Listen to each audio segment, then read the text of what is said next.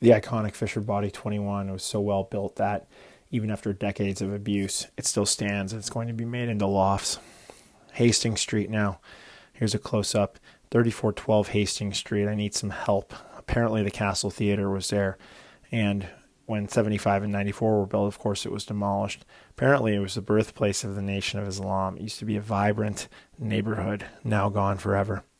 Now, over here is the site of the McCord Manufacturing Group, which manufactured automotive parts as well as a few other things. If you see Riopel used to go all the way through, it does not any longer. Here's a close-up of the manufacturing site. You can see Riopel, and then, of course, it is just kind of a derelict site today. It's like a lot and a couple other things. Those buildings are gone for the most part, but some remain. For example, the Sears Roebuck Company East Milwaukee Avenue warehouse, and maybe this Grand Trunk Railway office, that little light blue one. I'm going to check that out and see if it is there. And then there's another funny building, Wabash Railway and Pennsylvania Railroad Freight House, long and skinny. It's no longer there. And then the Square D Corporation, which used to have their third factory right here at this site. It's empty today, Russell and Piquette Avenue, but I will check that out when I get there. Back to Poletown.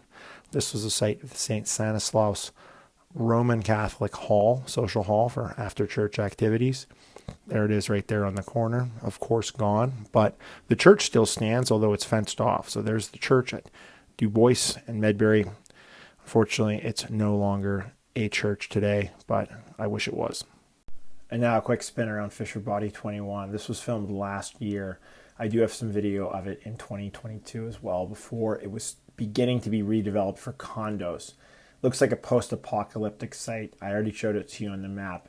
Fisher Body, when cars were made in different stages and not kind of all made at the same place at the same time, was a company that had clients like Ford, Cadillac, Buick, Oldsmobile, Chevrolet, Packard, which also had a former factory in Detroit too. So they eventually sold like a controlling stake to General Motors and made a ton of money. That's why there's a Fisher building there in Detroit, but it's important to know in the history of auto manufacturing.